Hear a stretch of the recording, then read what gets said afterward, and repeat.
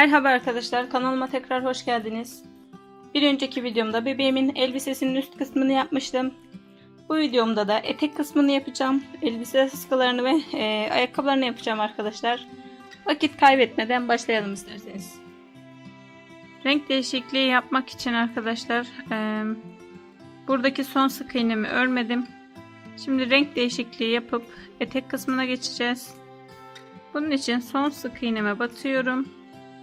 İpimi aldım ve örmedim. Diğer ipimi alıyorum. İlmeklerimin ikisinin içinden geçiriyorum ve 2 zincir çekiyorum arkadaşlar. 2 zincir çektim.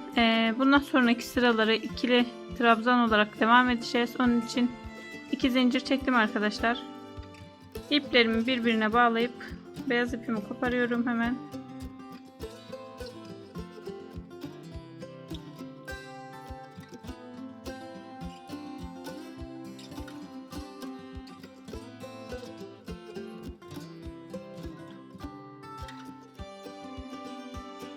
İki zincir çektim ve devam ediyorum arkadaşlar. Dönüyorum tekrar. Söylediğim gibi bundan sonraki sıraları ikili trabzan olarak devam edeceğiz. Bunun için tığıma ipimi alıyorum.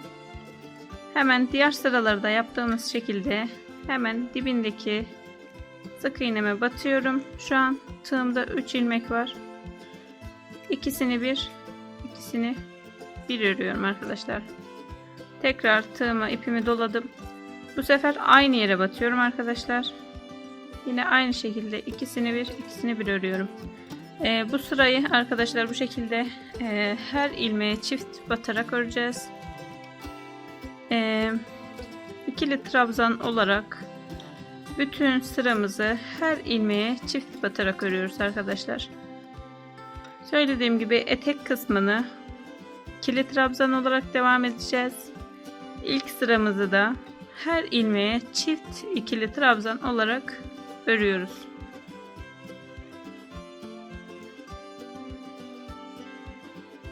Bu şekilde arkadaşlar bütün sıradaki ilmeklerimin hepsine çift batarak sıramı tamamlıyorum.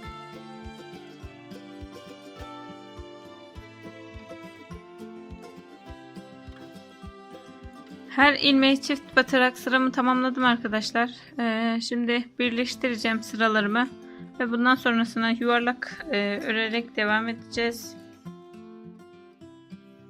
Şöyle iki ucu alıyorum. İlk yerleri bu tarafa gelecek şekilde, yani bu yaka kısmı alta gelecek şekilde şu şekilde alıyorum arkadaşlar. Şu düğümlerim de içeride kalıyor. İlk yaptığım sık iğneye, yani burada ilk 2 zincir çekmiştim. Daha sonra aynı yere batarak ikili trabzan yapmıştık. Bunların ikisinin ortasındaki ilk ilmeğe batıyorum. İlk ilmeğe batıyorum arkadaşlar. İlmek kaydırma yapıyorum ve 2 zincir çekiyorum yine. Yine arkadaşlar ipimin üstüne aldım ve aynı yere batıyorum arkadaşlar. Zincirimin olduğu aynı noktaya batıyorum ve yine ikili trabzan yapıyorum.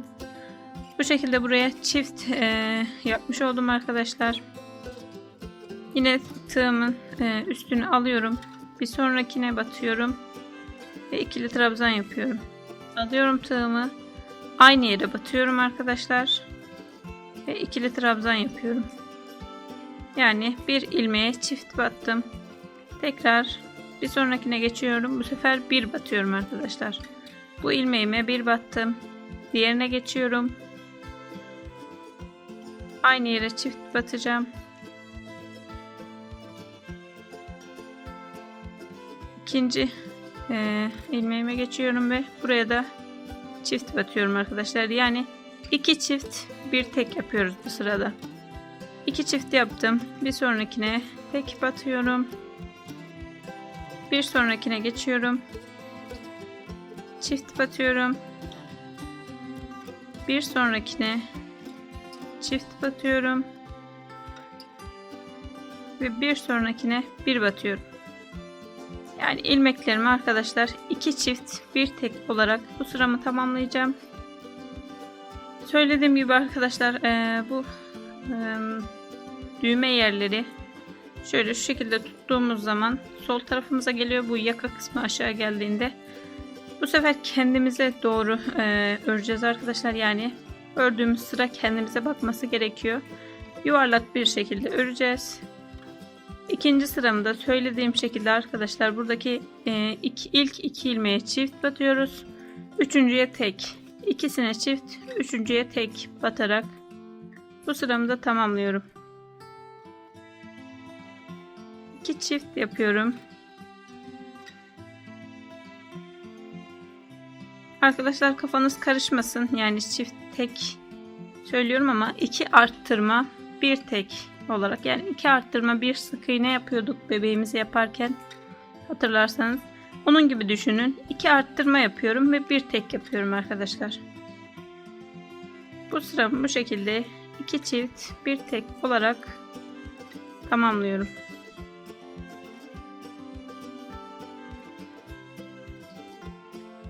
İki çift bir tek yaparak sıra sonuna geldim arkadaşlar. Yine bu zincirimi ilk yaptığım ikili trabzanımın tam ortasındaki, yani ilk ilmek olan yere batıyorum. İlmek kaydırma yapıyorum. Yine 2 zincir çekiyorum. Aynı yere batarak devam ediyorum arkadaşlar. Bu sıralarımızda düz devam ediyoruz arkadaşlar. Hiç arttırma yapmadan, yani çift batmadan her bir ilmeğe bir kez batarak etek boyumuzu uzatıyoruz. Etek boyunda arkadaşlar doğaçlama yaptığım için sıra söyleyemiyorum yine. Yani şu kadar sıra düz örün diyemiyorum. İstediğiniz boyuta gelene kadar her ilmeğe bir ilmek olarak örüyoruz. Şöyle bebek üzerinde de göstereyim arkadaşlar.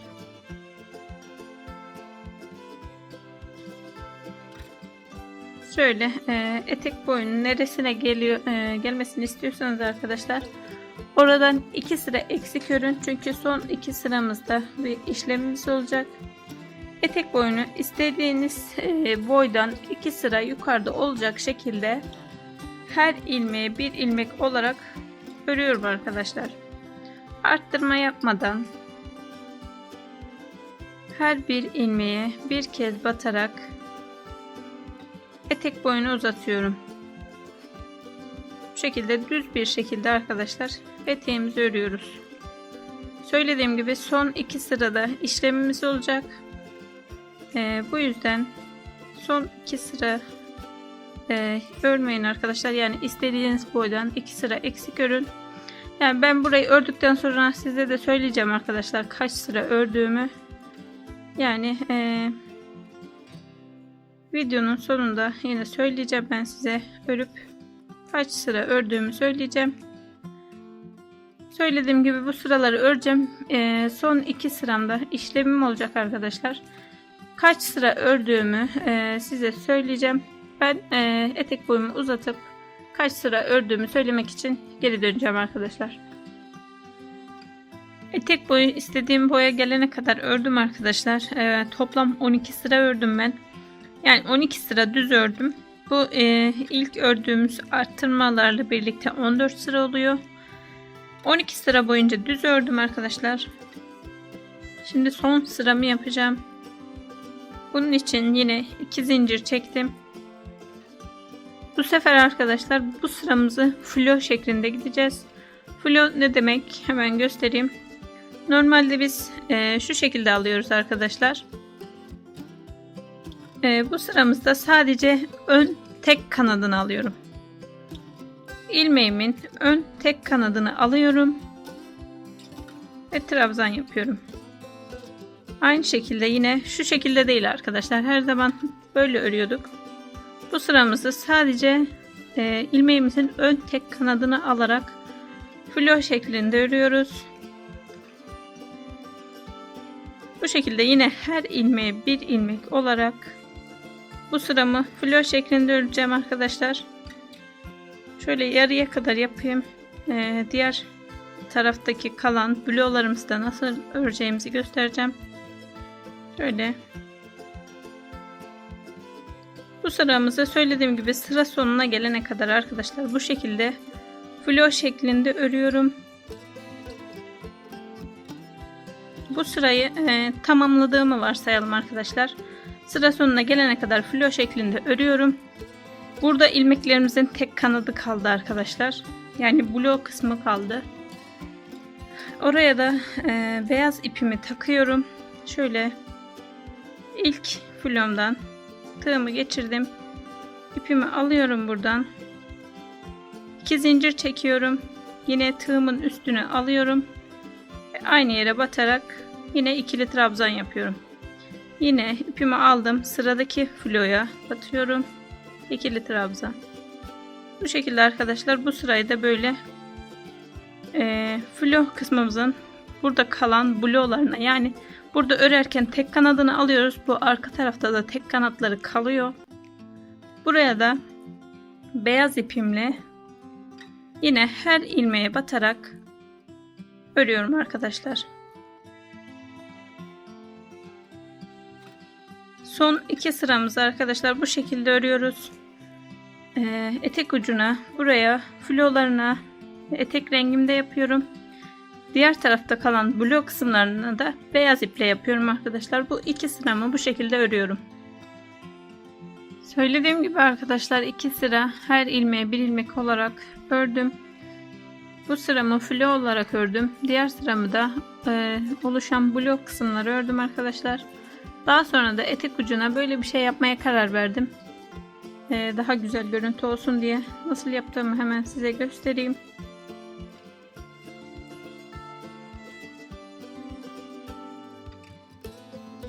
Alttan 2 sık iğne atlıyorum arkadaşlar. 3. sık iğneme batıp sık iğne yapıyorum. Bir zincir çekiyorum. İpimin üstüne alıyorum. Yine 2 ilmek atlıyorum. 3.'ye batıyorum ve buraya trabzan yapıyorum. Bir zincir çekiyorum. Tekrar ipimin üstüne aldım. Aynı yere batıyorum. Trabzan yapıyorum. Zincir çekiyorum. Aynı yere batıyorum ve trabzan yapıyorum. Bir zincir, aynı yere trabzan, tekrar bir zincir ve aynı yere batarak trabzan yapıyorum. Yine bir zincir çekiyorum arkadaşlar. Alttan 2 ilmek atlayıp 3.'ye sık iğne yapıyorum. Yani arkadaşlar alttan 2 ilmek atlıyoruz. Bir zincir çekip sık iğne, bir zincir. Daha sonra aynı yere aynı ilmek içine aralarda birer zincir çekerek ikili trabzan yapıyoruz. Daha sonra yine alttan 2 ilmek atlayıp sık iğnemizi yapıyoruz. Sık iğnemi yaptım. Bir zincir çekerek yukarıya çıkıyorum. İpimin üstüne aldım. Alttan 2 ilmek atlayıp 3.'ye batıyorum ve trabzan yapıyorum. Zincir çektim, ipimi aldım, aynı yere batıyorum, zincir çekiyorum, aynı yere 3. kez batıyorum, zincir çekip aynı yere 4. kez battım, zincir çektim ve 5. kez aynı yere battım. Tekrar bir zincir çekiyorum, alttan 2 ilmek atlayıp 3.'ye sık iğne yapıyorum. Sona geldiğim için arkadaşlar yine bir zincir çektim. İlk başladığım noktaya birleştiriyorum. Çok basit arkadaşlar. Tekrar anlatayım size. Bir zincir çekiyoruz. Alttan 2 ilmek atlayıp 3.'ye batıp sık iğne yapıyoruz. Araya bir zincir çekiyorum. Yine 2 ilmek atlayıp 3.'ye batıp ikili trabzan yapıyorum. Bu ikili trabzanlarımın arasında yine birer zincir oluyor arkadaşlar. Aynı yere 5 kez ikili trabzan yapıyorum. Aralarına zincir çekerek. Daha sonra yine bir zincir çekiyorum. Alttan 2 ilmek atlayıp sık iğne, bir zincir çekip yine aynı şekilde aralarında birer zincir olacak şekilde 5 kez ikili trabzan yapıyorum arkadaşlar. Bu şekilde devam ediyoruz. Sıra sonuna gelene kadar bu şekilde devam ediyorum. Sıra sonuna geldim. Burada ipimi koparıyorum artık arkadaşlar. Şöyle göstereyim. Tek ucuna böyle bir detay yaptım arkadaşlar. Şurada göstermek istediğim bir şey var arkadaşlar. Burada bir sıra atlamışız. Yanlışlık olmuş. Yani şu beyaz kısmı bitirdiğimizde renk geçişi yapmadan önce bu beyaz kısmı birleştirmemiz gerekiyordu arkadaşlar. Bunu burada atlamışım. Burada atladığım detayı şimdi birleştireceğim arkadaşlar. İğneme beyaz ip taktım. Buradaki beyaz kısmın bittiği noktadan iğnemi çıkarıyorum. Diğer uçtan yine buradaki baş kısımdan iğnemi batırıyorum. İpimi geçirdim arkadaşlar. Şimdi bu iplerimin ucunu sıkı bir şekilde bağlayıp birleştireceğim. Yani bu iki ucu bir araya getirmiş olacağım. Söylediğim gibi arkadaşlar buradaki detayı unutmuşum, atlamışım. Doğaçlama olduğu için arkadaşlar sonradan fark ettim. Yani siz ikinci bir elbise yaparsanız bu beyaz kısmı şurada renk değişikliği yapmıştık. Renk değişikliği yapmadan önce bu beyaz kısmı iki ucu birbirine birleştirin. Daha sonra renk değişikliği yapın arkadaşlar. Şöyle göstereyim arkadaşlar. Birleştirdim ben. Uçlardan ipimi taktım. Birleştirdim. Burayı sıkıca düğümlüyorum. Bir sıkıntı olmayacak şimdi arkadaşlar. Hiçbir şekilde de belli olmayacak.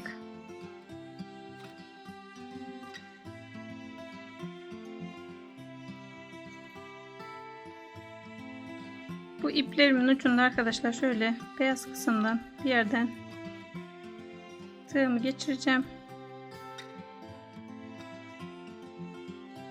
Buradan şöyle tekrar çekeceğim.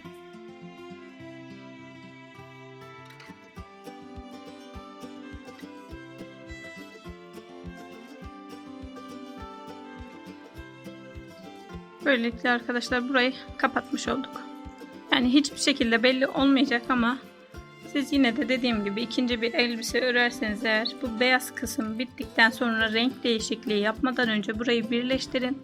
Daha sonra renk değişikliği yapın arkadaşlar. Elbisemin etek kısmını bu şekilde bitirmiş oldum. Kalan detaylarına geçiyorum şimdi arkadaşlar. Bebeğimin elbisesinin kollarını yapacağım şimdi arkadaşlar. Şöyle sağ kolunu yaptım ben. Sol kol üzerinde nasıl yaptığımı göstereceğim. Kolları yaparken de arkadaşlar bir püf noktası söyleyeceğim size. Bu başladığımız ve bitirdiğimiz noktalar şu arka yan kısmına gelmesi gerekiyor. Yani sağ kolda burada, sol kolda da burada olması gerekiyor. O yüzden sol kolu yaparken arkadaşlar şuradan başlayacağız. Alt sıraya gideceğiz. Daha sonra üst sırayı bu şekilde dolanarak yapacağız. Sağ kolu yaparken de arkadaşlar şuradan başlayıp yani önce üst kısmı sonra alt kısmı, yani şurada daha detaylı göstereyim. Sağ kolu yaparken şuradan arkadaşlar, yani şu kısımdan şuradan başlayıp önce üst kısmı sonra alt kısmı yapacağız. Sol kolu yaparken de önce alt kısmı sonra üst kısmı yapacağız arkadaşlar. Şimdi başlayalım. Daha detaylı görürsünüz ve anlarsınız. Beyaz ipimi alıyorum arkadaşlar. Bizim 10 zincir çekmiştik. Daha sonra 12 sık iğne atlamıştık. Yani şu kısım zincirimiz oluyor bizim arkadaşlar. Bu zincirin hemen ilkinden tığımı batırıyorum. İpimi aldım. Buradan geçiriyorum. Bir zincir çekiyorum ve bağlıyorum ipimi buraya. Daha sonra aynı yere batıyorum arkadaşlar. Sık iğne yapıyorum. Bu şekilde kola başlamış olduk. Söylediğim gibi arkadaşlar, sağ kolu yaparken bu işlemi şu kısımdan başlamamız gerekiyor. Böyle devam edeceğiz. Yani arkadaşlar şöyle, şurası birleştirme yerim. Buradan başladım. Önce üst kısmı sonra alt kısmı ördüm arkadaşlar. Burada dikkat etmeniz gerekiyor. Sol kolu yaparken de önce alt kısmı sonra üst kısmı örüyoruz. İpimi bağladım. İlk sık iğnemi yaptım. Bu ilk yaptığım sık iğne ile birlikte burada 10 zincirim vardı. 10 zincirimin üstüne 10 sık iğne yapıyorum arkadaşlar. Birinciyi yaptım zaten. 2 3 4 5 6 7 8 9 ve 10. 10 zincirimi yaptım arkadaşlar. Bu arada boşluk olmaması için şurada kalan, yani burada ilk sık iğnemize basmıştık. Bunun şurada ucu kalıyor. Hemen 11.'yi buraya batıyorum arkadaşlar. Burada boşluk oluşmasın diye 11.'yi buraya batıyorum. Diğer kolu yaparken de arkadaşlar önce üst kısmı örüyoruz. Zincirler kısmına geldiğimizde de yine aynı şekilde 10 zincirime batıyorum. Buradaki aradaki boşluğa yine batıyorum. 11 zincirimin üstüne 11 sık iğne yapmış oluyorum. Devam ediyorum arkadaşlar. Bu üstteki ilk sık iğneme batıyorum. Burada 12 sık iğne bırakmıştık. Yani 12 sık iğne atlayıp 13.'ye batmıştık. Bu 12 sık iğnemin üzerine de 12 sık iğne örüyorum.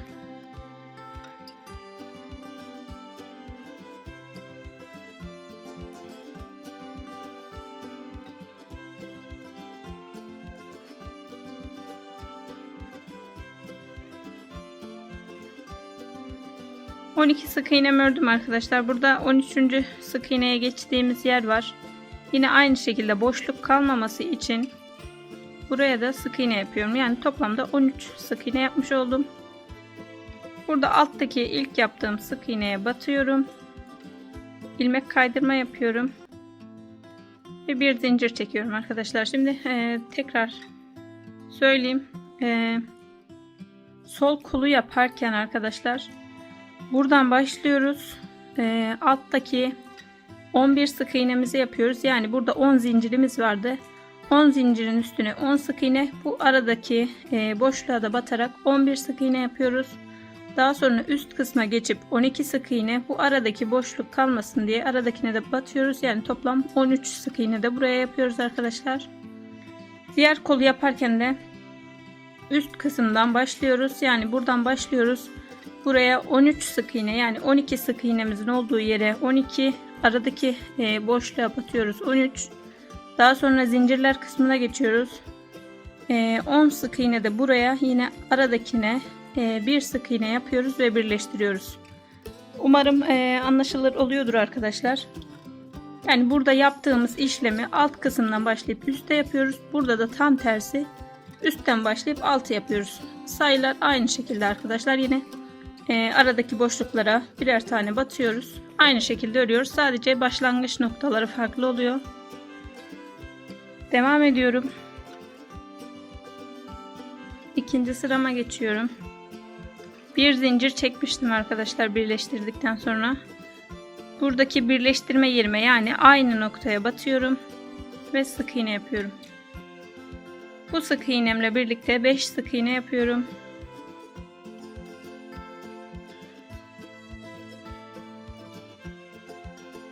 Beş sık iğne yaptım. Şimdi bir sonraki sık iğneme batıp arttırma yapıyorum arkadaşlar. 5 sık iğne, bir arttırma yaptım. Tekrar 5 sık iğne örüyorum.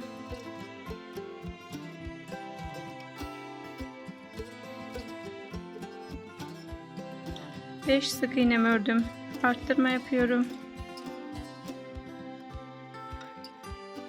Yine aynı şekilde arkadaşlar sıra sonuna gelene kadar 5 sık iğne, bir arttırma yapıyorum.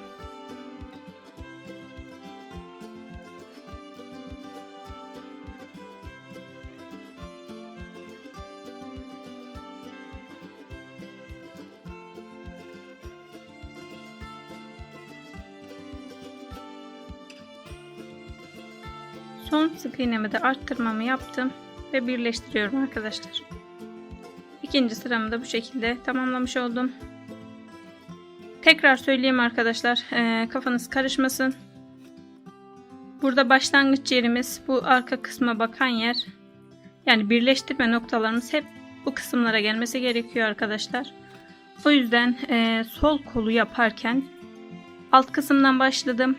Buraya 11 sık iğne yaptım. Üst kısma geçtim. Buraya da 13 sık iğne yaptım. Birleştirdim arkadaşlar. Daha sonra sağ kolu yaparken de arkadaşlar şuradan başlıyorum. Önce üst kısma 13 sık iğne, daha sonra da alta 11 sık iğne yapıp birleştiriyorum. Yani bu şekilde yapmış oluyoruz. Sadece başlangıç noktaları farklı oluyor. 3. sıramdayım. 3. sırada da yine arkadaşlar zincirimin dibine batıyorum. Bütün sıraları da bu şekilde zincirimin dibine batarak yapıyorum. 3. sıra ve 4. sırada her ilmeğe bir ilmek örüyorum arkadaşlar. 2 sıra boyunca arttırma yapmadan her bir ilmeğime bir kez batarak 2 sıra örüyorum.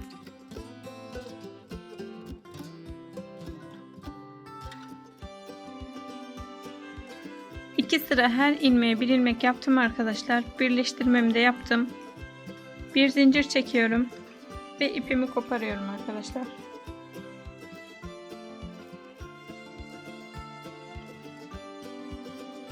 İpimi kopardım, şimdi tığımdan çekiyorum.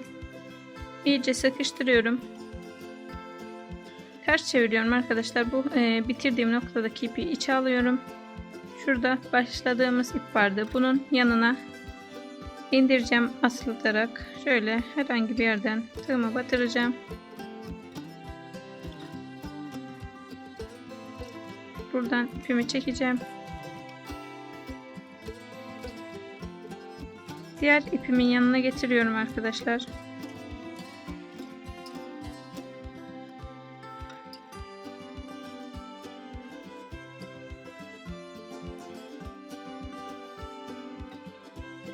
Bunların ikisini birbirine bağlıyorum.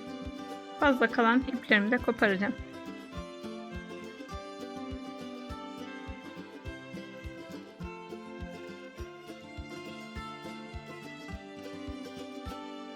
Bebeğimin elbise kollarını da bu şekilde bitirmiş oldum arkadaşlar. Söylediğim gibi sağ kolu yaparken üst kısmı önce örüyoruz. Yani üst kısmından başlayarak yapıyoruz. Sol kolu yaparken de alt kısımdan başlayarak yapıyoruz arkadaşlar. Bu şekilde bebeğimin elbisesinin kollarını yaptım. Şimdi elbise askılarına geçeceğim. Bebeğimin elbisesinin askılarını yapacağım şimdi arkadaşlar. Bir tane yaptım ben. Şöyle göstereyim. Şu şekilde buraya sabitleyeceğiz. Bunu yapmak için arkadaşlar ben 40 zincir çektim. Sizin elinizin sıkılı ya da bol olmasına bağlı olarak sık iğne sayısı değişebilir. Zincir sayısı değişebilir arkadaşlar. Şöyle zincir çektiğinizde ölçün. Şu şekilde bu renkli kısımlara gelmesi gerekiyor. Ben 40 zincirle yaptım arkadaşlar. Söylediğim gibi sizde değişebilir bu sayı, elinizin sık ya da bol olmasına bağlı olarak. Şöyle göstereyim. 40 zincir çekiyorum ben.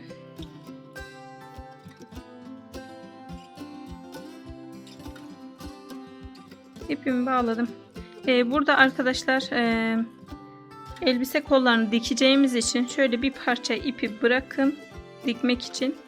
Daha sonra başlayın zincir çekmeye. Yani şöyle şu kadar bıraktım ben ve başlıyorum. İpimi bağladım. Uçta şöyle bıraktım dikmek için. Şimdi zincir çekiyorum arkadaşlar. Yani benim bebeğimin kolları 40 zincirden oluyor. Siz ölçün zincirinizi. Ona göre sayısını arttıra ya da azaltabilirsiniz. 40 zincir çekiyorum.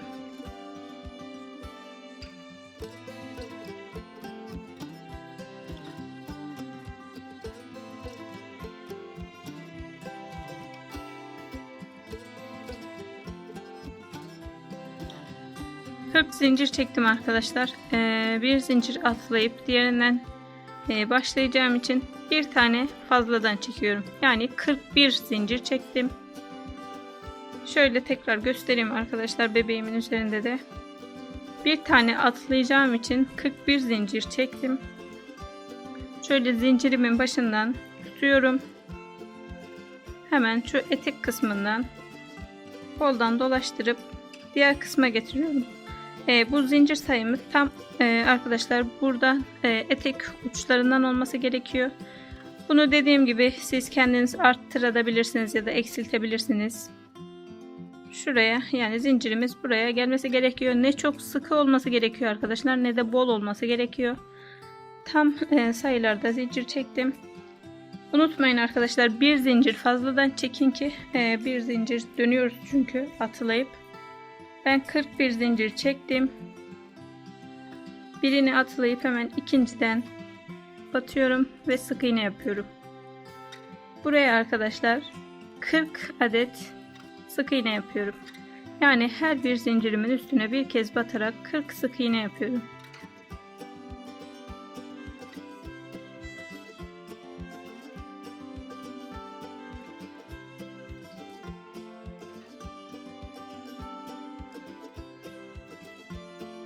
Zincirlerimin sonuna gelene kadar sık iğne yaptım arkadaşlar. Şimdi 3 zincir çekiyorum.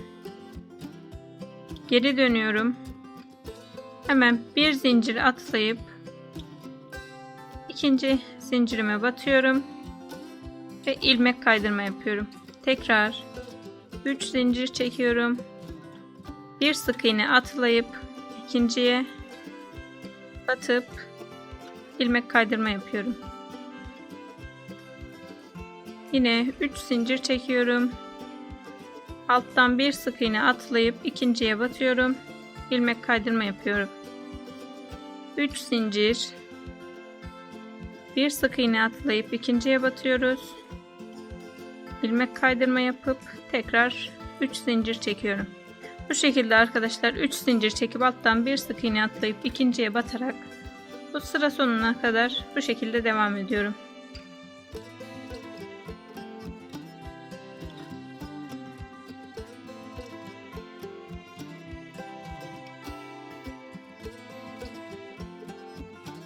Söylediğim şekilde sıra sonuna geldim arkadaşlar. Bir zincir çekiyorum. Dikmek için biraz bırakıp koparıyorum ipimi. Bu şekilde diğer askıyı da yaptım. Şöyle göstereyim.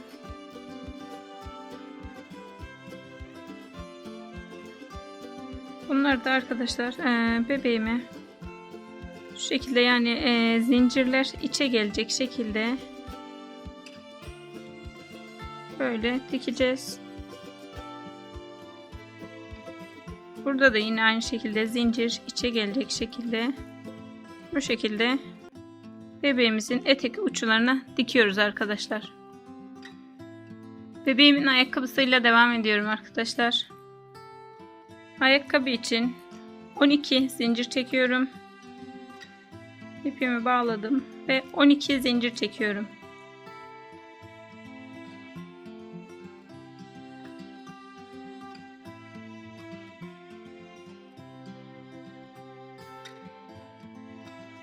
...12 zincirimi çektim arkadaşlar.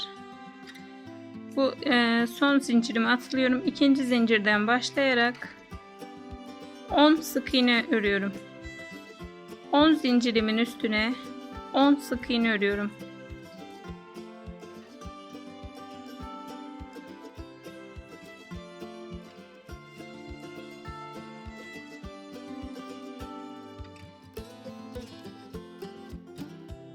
On sık iğne ördüm arkadaşlar. Burada bir zincirim kaldı. Bu zincirimin içine de 4 sık iğne yapıyorum. Yani son zincirimin içine aynı yere batarak 4 sık iğne yapıyorum arkadaşlar.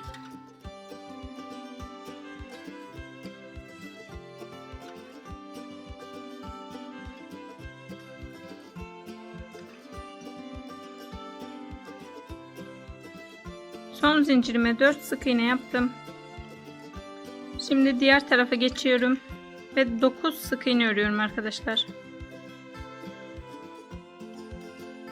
Alttaki zincirlerimin diğer kısmına her birine bir kez batarak 9 sık iğne örüyorum.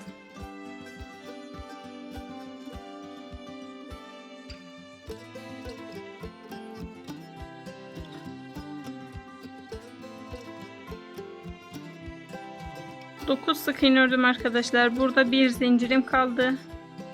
Bu zincirime de çift batarak arttırma yapıyorum. Yani aynı zincir içine 2 kez batarak arttırma yapıyorum ve böylelikle ilk sıramı tamamlamış oldum.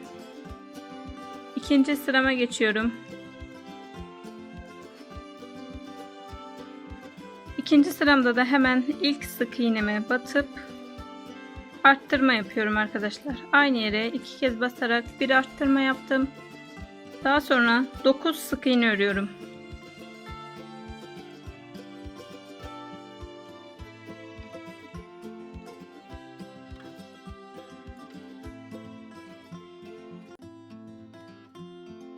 Dokuz sık iğne ördüm arkadaşlar. Şimdi 4 kez arttırma yapacağım. Yani arka arkaya 4 kez arttırma yapacağız arkadaşlar. Hemen 9 sık iğnemi ördükten sonra ilk sık iğneme batıyorum ve arttırma yapıyorum. Bir sonraki sık iğneme geçiyorum. Buraya da çift batarak arttırma yapıyorum. Üçüncü sık iğneme yine aynı şekilde üçüncü arttırmamı yapıyorum. Ve dördüncü sık iğneme de dördüncü arttırmamı yaptım. Arka arkaya toplam 4 kez arttırma yaptım arkadaşlar. Şimdi 9 sık iğne örüyorum.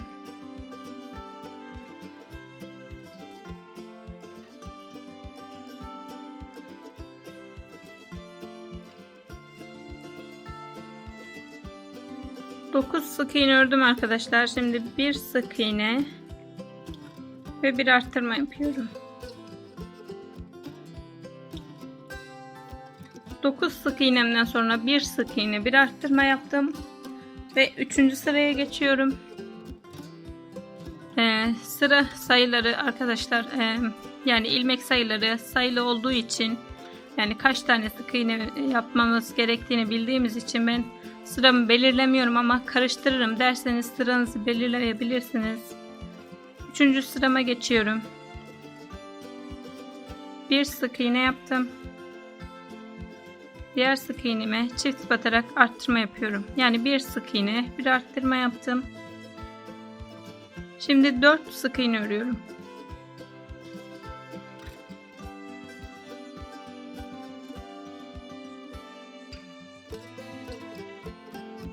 Dört sık iğne yaptım. Şimdi 5 trabzan yapacağız arkadaşlar. 5 tekli trabzan yapacağım. Bunun için tığıma ipimi aldım. Sık iğneme battım. Şu an tığımda 3 ilmeğim oldu. Üçünü birden örüyorum. Bu şekilde 5 trabzan örüyorum. İkinciyi de yani aynı şekilde 3 4 ve 5 trabzan yaptım arkadaşlar. Şimdi bir trabzan daha yapıyorum ve bir trabzan arttırma yapıyorum. Yani aynı yere 2 kez batarak arttırma yaptım arkadaşlar. Toplamda 4 kez bir trabzan arttırma yapacağız. Birinciyi yaptım ben. İkinci kez trabzan yapıyorum ve bir trabzan arttırma yapıyorum. Üçüncü kez arkadaşlar bakın, bir kez batıyorum, ipimin üstüne aldım, tekrar bir sonrakine geçiyorum, buraya aynı yere çift batarak trabzan yapıyorum. Üçüncü kez yaptım. Dördüncü kez bir trabzan ve aynı yere batarak bir trabzan arttırma yapıyorum. Aynı yere derken arkadaşlar, yani bir trabzan yaptıktan sonra diğerine geçiyoruz. Buraya çift trabzan, yani aynı yere 2 kere trabzan batarak arttırma yapıyoruz. 4 kez bir trabzan arttırma yaptım. Şimdi 5 trabzan yapıyorum arkadaşlar. Arttırma yapmadan 5 kez trabzan yapıyorum.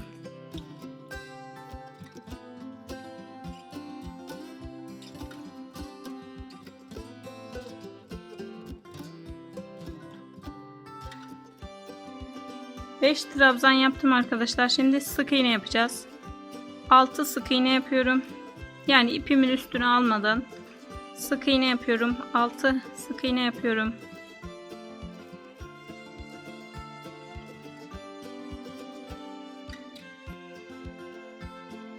Altı sık iğne yaptım ve bir arttırma yapıyorum arkadaşlar. Böylelikle de 3. sıramızı bitirmiş ve 4. sıramıza gelmiş olduk. 4. sıramızda da yine trabzan şeklinde öreceğiz. Yani hiç sık iğne yapmadan hep trabzan şeklinde öreceğiz. Yani ipimin alıyorum yine tığıma. 4. sıramızda 2 trabzan yapıyorum. Şöyle 2 sık iğnemin üstüne 2 trabzan yaptım. Şimdi bir trabzan arttırma yapıyorum. Yani bir arttırma yapıyorum arkadaşlar. Aynı yere battım. 3. sık iğnemin içine çift batarak bir trabzan arttırma yaptım. Şimdi 9 trabzan yapıyorum arkadaşlar.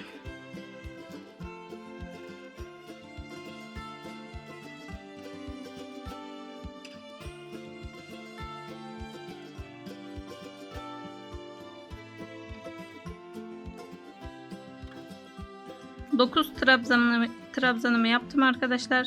Şimdi 4 kez 2 trabzan bir arttırma yapacağız. Yani 2 trabzan bir trabzan arttırma yapacağız. Hemen 2 trabzan yapıyorum. 3. ilmeğime çift batarak trabzan arttırma yapıyorum. İkinci kez 2 trabzan yapıyorum. Ve bir trabzan arttırma yapıyorum. 3. kez 2 trabzan ve bir arttırma. 4. kez 2 trabzan yapıyorum ve bir arttırma yapıyorum. Toplamda 4 kez 2 trabzan, 1 trabzan arttırma yaptım. Şimdi 9 trabzan yapıyorum arkadaşlar. Arttırma yapmadan her bir ilmeğime bir kez batarak 9 trabzan yapıyorum.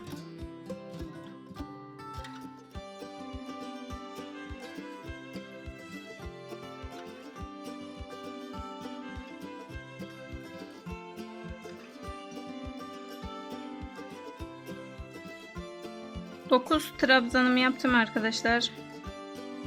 Şimdi bir arttırma yapıyorum. Yine trabzan şeklinde arttırma yapıyorum.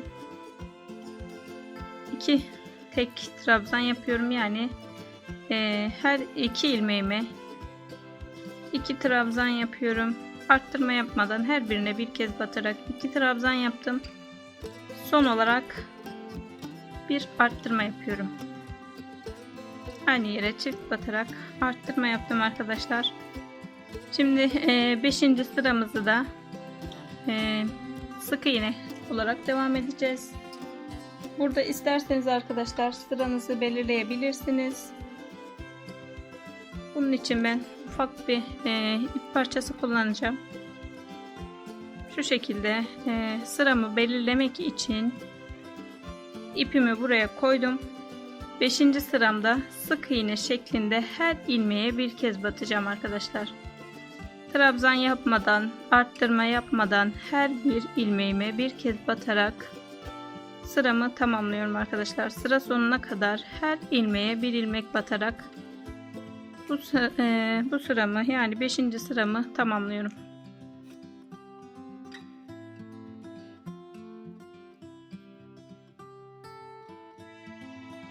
Her ilmeğe bir ilmek yaparak sıra sonuna geldim arkadaşlar. 6. sıramızdayız. 6. sıramızı da blok şeklinde yapacağız. Bloğu da arkadaşlar şöyle göstereyim. Sıramı yine belirledim. Biz normalde bu şekilde örüyoruz. Yani sık iğnelerimizi bu şekilde yapıyoruz. Bloğu yaparken arka tek kanadını alıyorum arkadaşlar. Arka tek kanadını alıyorum ve sık iğne yapıyorum. Tekrar göstereyim arkadaşlar. Bu şekilde değil.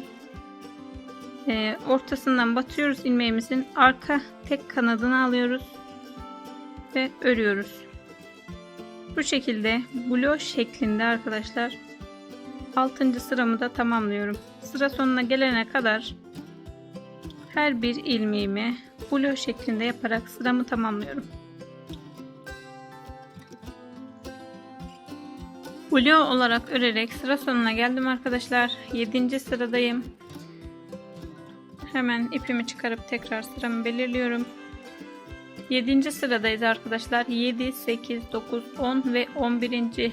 sıralarda her ilmeğe bir ilmek öreceğiz. Yani toplamda 5 sıra 7, 8, 9, 10 ve 11. sıralar. Toplamda 5 sıra boyunca her ilmeğe bir ilmek yaparak 5 sıra öreceğim arkadaşlar. Bu 5 sırayı normal şekilde örüyoruz. Yani blok yapmadan her ilmeğe bir ilmek yaparak 5 sıra boyunca sık iğne şeklinde yapıyoruz arkadaşlar. Yani normal düz 5 sıra örüyorum.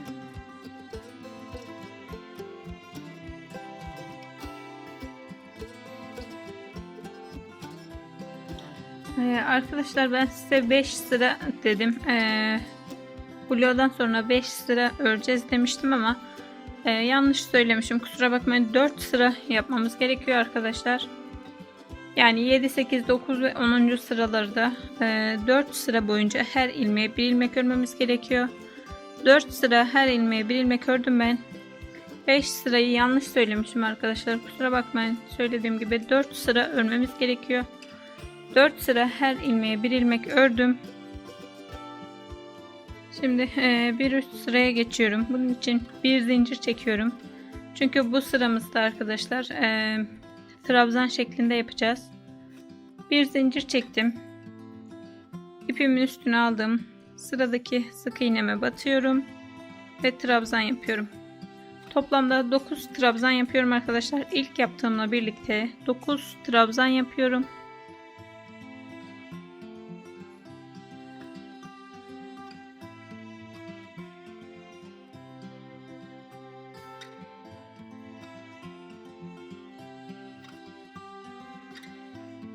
Dokuz trabzan yaptım arkadaşlar. Şimdi bir azaltma yapacağım. Yine ipimin üstüne aldım. Sıradaki sık iğnemin tek kanadını alıyorum. Hemen ikinci sık iğnemin de tek kanadını alıyorum. Şöyle netleştireyim arkadaşlar, daha anlaşılır olsun.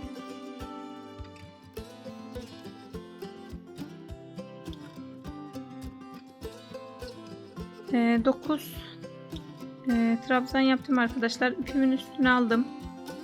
Hemen sıradaki sık iğnemin tek kanadını alıyorum. Sıradakinin tek kanadını alıyorum. İkisinin içinden ipimi geçiriyorum. Tığımda 3 ilmek var. Üçünü birlikte örüp azaltma yapıyorum. Bir azaltma yaptım. Şimdi bir trabzan yapıyorum. Toplamda 9 kez arkadaşlar bir azaltma, bir trabzan yapacağız. Birinciyi yaptım ben. İkinci kez azaltma yapıyorum.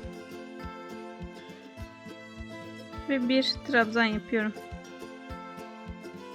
Üçüncü azaltmam.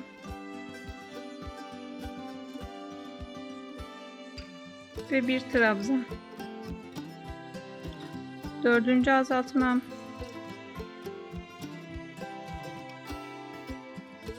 Ve bir trabzan.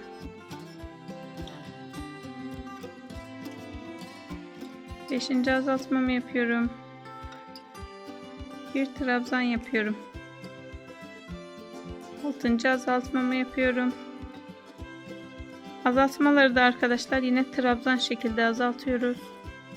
Altıncı azaltmamı ve bir trabzanımı yaptım. Tekrar yedinci azaltmam.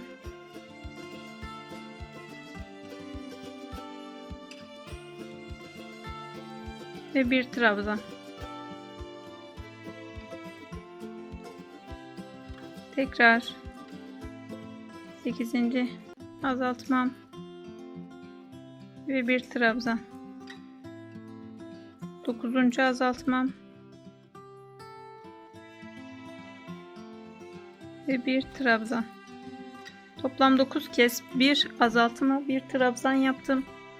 Şimdi arkadaşlar burada kalan sık iğnelerimin üstüne trabzan yapıyorum. Yani sıra sonuna kadar kalan trabzanlarımı örüyorum arkadaşlar.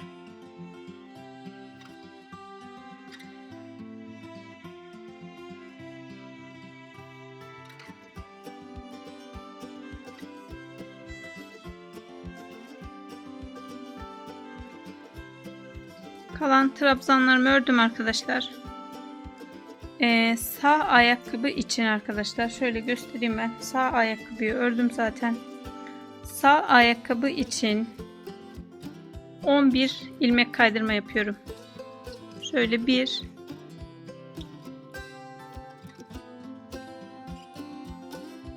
2 3 4 5 6 7 8 9 10 ve 11 ilmek kaydırma yaptım arkadaşlar. Bu sağ ayakkabı için arkadaşlar. Sağ ayakkabıyı ördüm ben. Nasıl olduğunu göstereceğim. Daha sonra da sol ayakkabıda bu bağcık kısmının yerini göstereceğim. Sağ ayakkabı için sıramız bittikten sonra 11 ilmek kaydırma yaptım. Şimdi 18 zincir çekiyorum.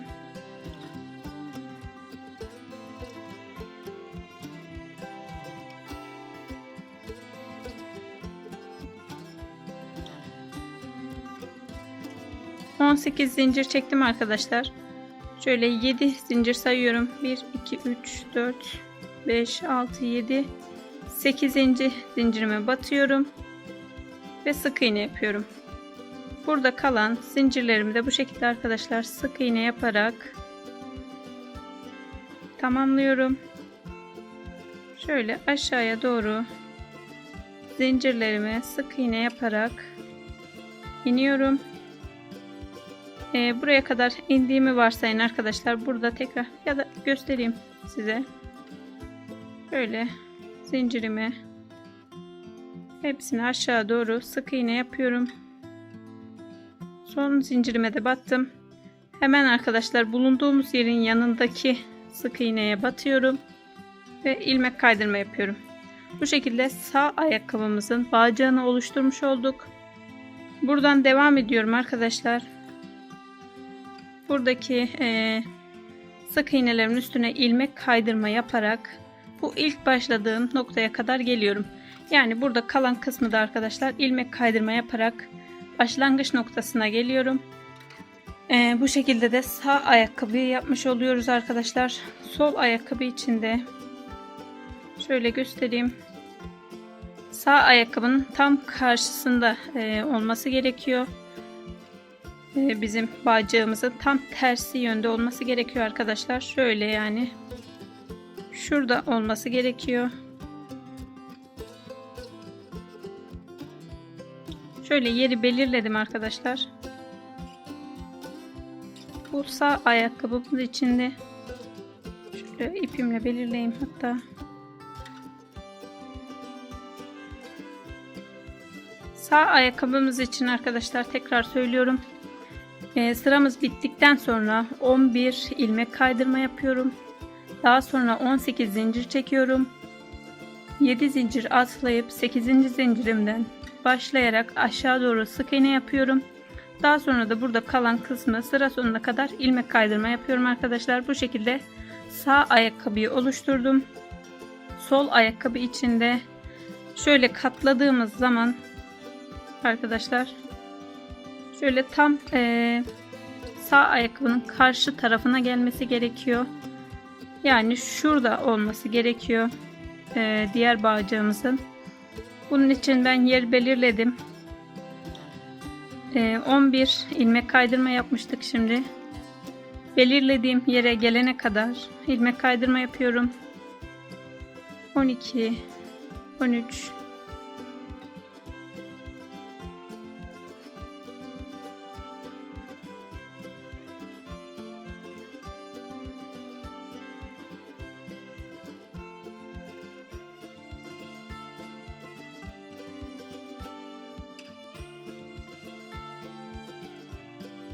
26 ilmek kaydırma oluyor arkadaşlar.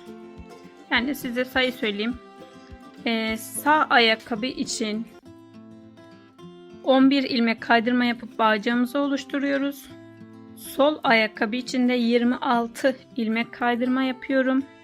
Sıram bittikten sonra 26 tane ilmek kaydırma yaptım sol ayakkabı için. Şimdi 18 zincir çekiyorum yine.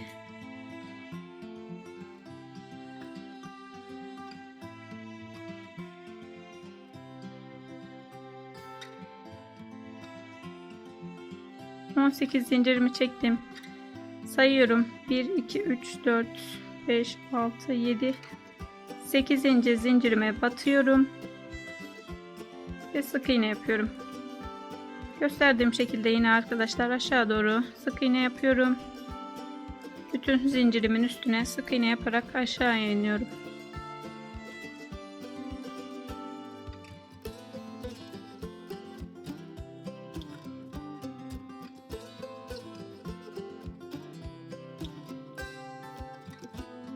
Bütün zincirlerimin üstüne sık iğne yaparak aşağı indim. Bulunduğum noktanın hemen yanındaki sık iğneye batıyorum ve ilmek kaydırma yapıyorum. Burayı da arkadaşlar ilk başladığım noktaya gelene kadar ilmek kaydırma yapıyorum. Yani sıramı tamamlıyorum.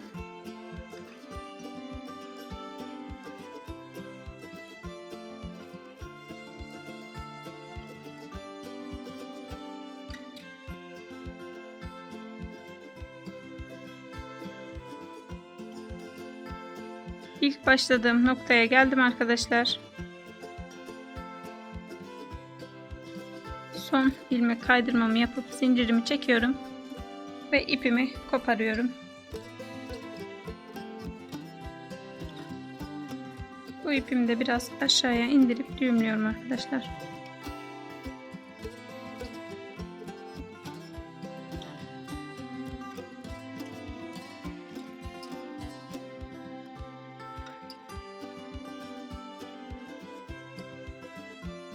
Bu şekilde sol ayakkabıyı yaptım.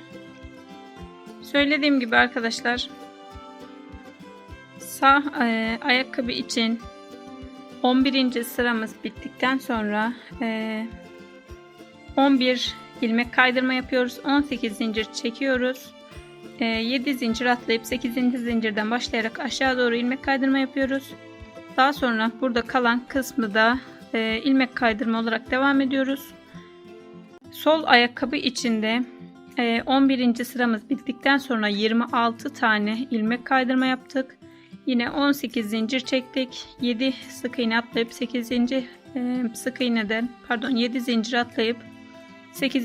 zincirden başlayarak sık iğne yaparak aşağı indim ve burada kalan sıramı da sıra sonuna kadar başladığım noktaya gelene kadar ilmek kaydırma yaptım. Ve bu şekilde ayakkabıları bitirdim arkadaşlar. Buralara düğmelerini dikeceğim. Daha sonra da diğer parçalarına geçeceğim arkadaşlar. Şu şekilde de kullanabilirsiniz arkadaşlar.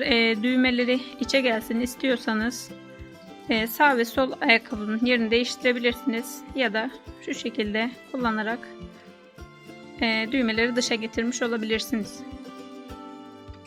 Bebeğimi bitirdim arkadaşlar ben. Söylediğim gibi askılarını diktim. Ayakkabılarını giydirdim. Şöyle düğmelerini diktim arkadaşlar. Elbisesinin arka kısmına düğme diktim. Saçlarını bağladım. Bebeğimi bitirdim arkadaşlar. Ben bebeği örerken çok keyif aldım arkadaşlar. Gerçekten en sevdiğim oyuncaklardan biri diyebilirim. Yani yaparken gayet keyif alarak ördüm. Umarım siz de beğenmişsinizdir. Kanalıma abone olup videolarımı beğenmeyi unutmayın arkadaşlar. Bir sonraki videolarda görüşürüz.